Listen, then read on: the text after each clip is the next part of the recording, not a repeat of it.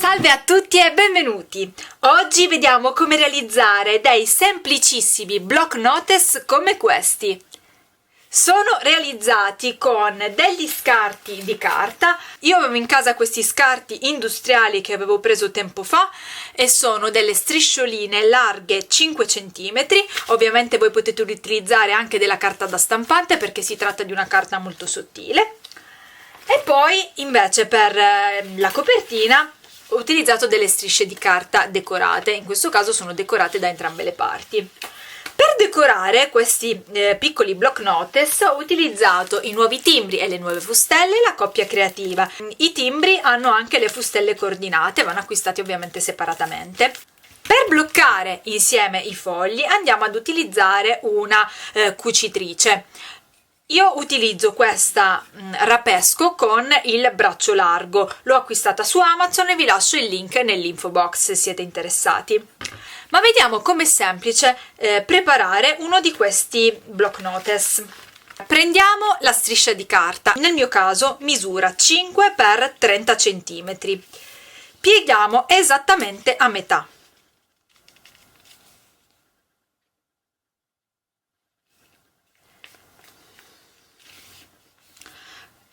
Quando andiamo a piegare i fogli tutti insieme abbiamo un piccolo scalino il più delle volte, quindi potete decidere se lasciarlo. A me non piace moltissimo, quindi taglio l'eccesso.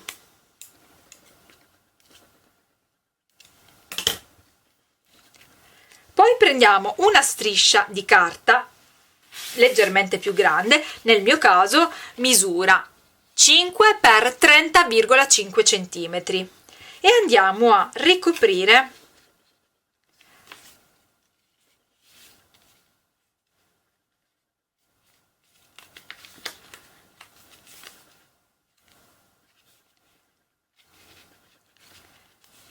apriamo.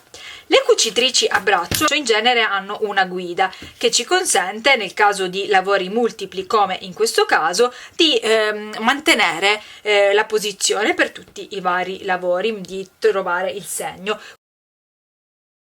E vado a chiudere.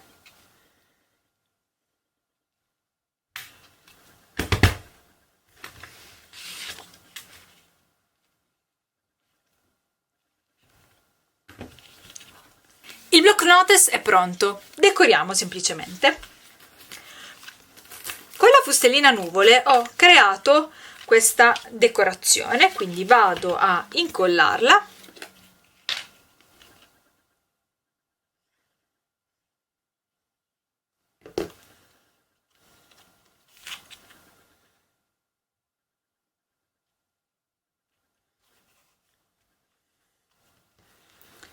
E completo il tutto con una timbrata di unicorno.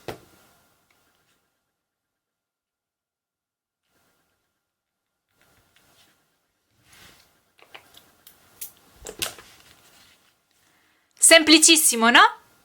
Ecco tutti i miei block notes colorati. Ovviamente potete sbizzarrirvi sia nella decorazione sia nelle dimensioni, quindi sia nel formato. Vi ricordo di iscrivervi al canale e di attivare la campanellina che trovate accanto al tasto iscriviti. Seguitemi anche su Instagram. A presto! Ciao ciao!